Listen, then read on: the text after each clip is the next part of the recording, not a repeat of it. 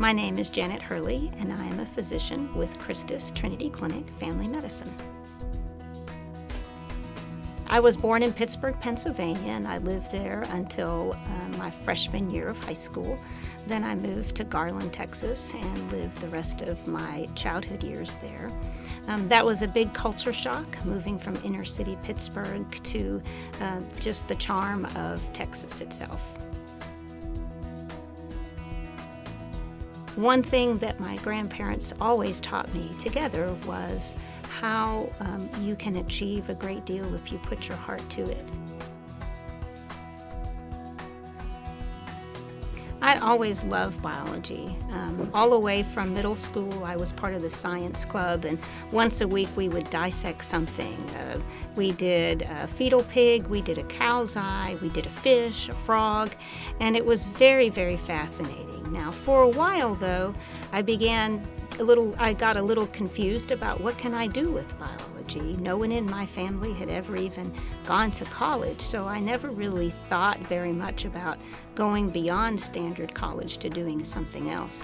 So I spent some time trying to explore every biology option probably known to man, to try to see what I could do with a biology degree. And in the end, I realized I couldn't talk myself out of medicine. That was something that was just entrenched in me from my middle school years. I love the continuity of care, following people from their younger ages to their older ages. I love taking care of families. I had one family unit for a while where I had the great-grandma. I had her child and her daughter-in-law, her grandson, and her grandchildren, and one great-grandchild, all in my practice at one time. And that was a very fun experience to be able to see the family dynamic.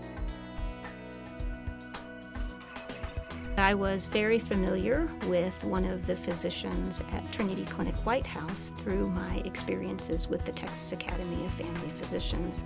I was very impressed with some of the innovative practice design changes she was doing at her clinic and some of the innovative ways she was able to improve care for patients. So when an opening occurred, I was very excited to join her. The first piece is compassionate care, trying to reach out with that empathetic voice, that empathetic hand, to understand where they're coming from. All patients have a story, and it's important to be able to understand what that story is. With regard to patient symptoms, I really have two main things that I have in my head every time a patient presents with a problem. I try to think about what I think the most likely cause is for their problem so we can fix it and make them feel better, while at the same time trying to make sure I'm not missing something bad.